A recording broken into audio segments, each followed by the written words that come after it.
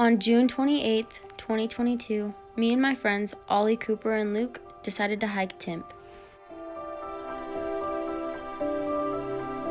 We started at 1 in the morning, we hiked all the way up and caught the sunrise, and about 100 yards down from the saddle, on our way down, we were hiking through this steep, snowy, rocky ridge, and that's when I slipped.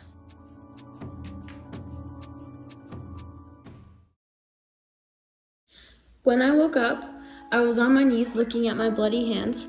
Then I wiped the hair out of my face and they came back just with pools of blood. I could feel the blood running down my neck and my back, and I could hear Luke and Ollie running towards me, but I couldn't turn towards them because my neck hurt so bad. They called my parents and then called 911, and we had to wait a while, and I was in shock, so my whole body was shaking, and my biggest worry is I could not feel my hands at all. So we waited, and then a little while later we saw a life flight flying above us, and then they landed on a snowbank. They hiked up, examined my injuries, carried me down, put me in a neck brace and a stretcher, and then we took off to the hospital. When we got to the hospital, my parents met me in the emergency room, and there were nurses and doctors all around me. One of the doctors filled them in on what was going on, what had happened, and they thought my neck was broken, and so then they would not clean my head or would not touch it at all until we got a CAT scan. So I got a CAT scan and they didn't see anything broken or anything wrong. So they checked 3 times because they were sure something was wrong, especially since I couldn't feel my hands. And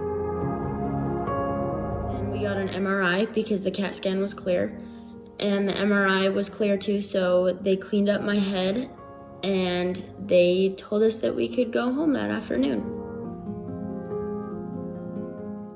I couldn't feel my hands for probably 2 weeks, but we went to the chiropractor and found out that my neck was so swollen that it was pinching a nerve and making my hands not have feeling.